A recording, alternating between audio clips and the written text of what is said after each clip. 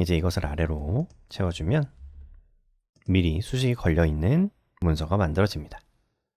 이제 우리는 원하는 제품명을 적을 때마다 자동으로 그것의 정보들이 나오는 것을 볼 수 있습니다.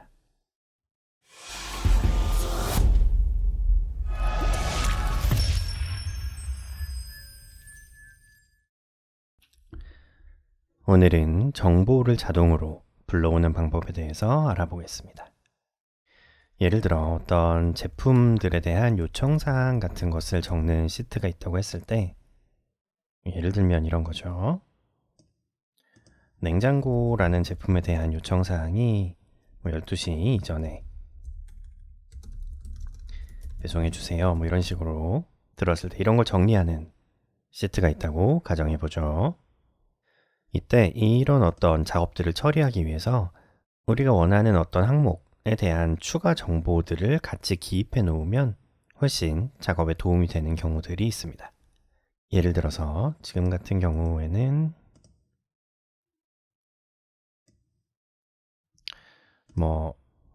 예를 들어 제품 번호라거나 아니면 무게 아니면 담당자, 항상 중요한 것 중에 하나가 이 담당자죠. 이게 기록이 되어 있어야 누구 책임이고 어떤 이슈가 생겼을 때 누구에게 문의를 해야 하는지 알 수가 있으니까요. 자, 아마도 이 항목에 대한 이런 정보들이 적혀 있는 시트가 어딘가에 있을 거예요. 지금은 여기에 임의로 이렇게 적어 놨고요. 그러면 우리는 이 냉장고에 해당하는 정보를 여기서 찾아서 그것을 복사해서 여기에 이렇게 붙여서 사용을 하면 되겠죠. 그리고 이제 다음 항목으로 또 다른 것이 생겼을 때 또 요청사항에 문 앞에 두세요. 이렇게 요청사항이 생겼을 때 여기도 이제 필요한 정보를 가져와서 적으면 되겠죠. 그런데 이왕이면 우리가 어떤 제품명을 적을 때 그것에 해당하는 정보를 알아서 가져와서 여기에 적으면 참 좋을 거예요. 그렇게 하는 방법이 있습니다. 우리가 계속적으로 다루고 있는 필터 함수를 사용하면 어렵지 않게 그런 기능을 구현해낼 수가 있죠. 자, 여기에 말하자면 여기 있는 요 표의 일부분을 가져오면 되는 거죠. 지금 같은 경우에는 여기를 가져오면 되는 거예요. 자, 그럼 열로 따지자면 BC, D열을 가지고 오는 거네요. 그러니까 여기에 필터 정보 시트의 B열부터 D열까지를 가져와라. 필터의 첫 번째 인수는 가져올 범위죠. 자, 그 다음 인수가 이제 조건이에요. 조건은 뭐냐면 아까 그 정보 시트로 생각을 해보시면 BCD열에는 그 항목에 대한 정보가 있고 A열에 그 항목들이 있었어요. 그러니까 그 항목이 지금 여기의 경우에는 냉장고인 것, 여기의 경우에는 지금 가려서 안 보이지만 청소기인 것, 그러니까 A3 셀에 있는 것과 똑같은 조건을 가진 것을 가져와라 라고 얘기하면 되겠죠. 그러니까 이렇게 되겠습니다. 정보 시트의 A열이 현재 시트의 A3 셀과 같은 행에 있는 B열부터 D열까지를 가져와라. 이렇게 얘기를 해주면 되겠어요. 이렇게 아무것도 안 쓰면 이건 이제 정보 시트에 있는 이란 뜻이고 여기 앞에 아무것도 없죠. 이렇게 아무것도 안 쓰면 현재 시트를 의미하게 되겠습니다. 자, 이제 이것을 실행시키면 되겠어요. 자, 청소기에 해당하는 정보들이 잘 나오는 것을 볼 수 있습니다.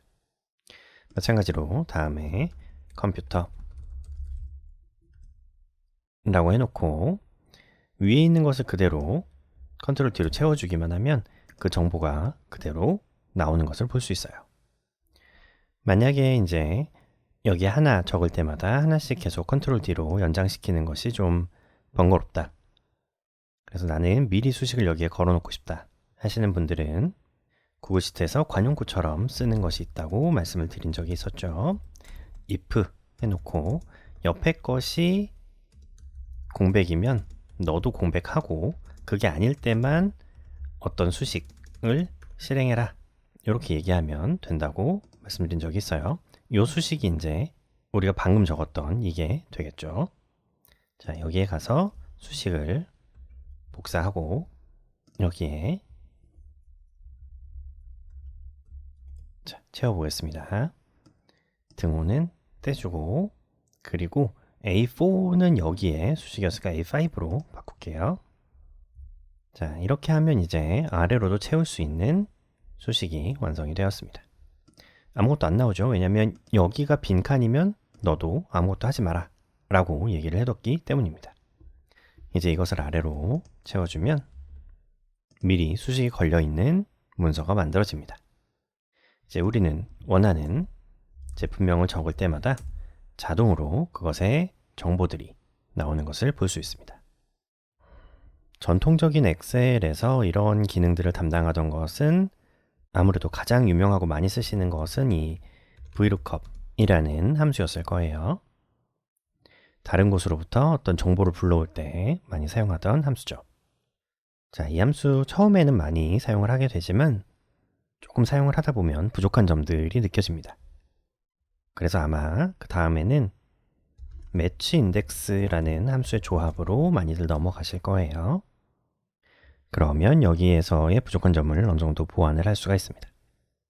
자, 하지만 지금 우리가 했듯이 이런 거 다 모르셔도 돼요. 우리는 필터 함수 하나만 알고 있으면 이런 기능들도 어렵지 않게 이렇게 구현을 할 수가 있습니다.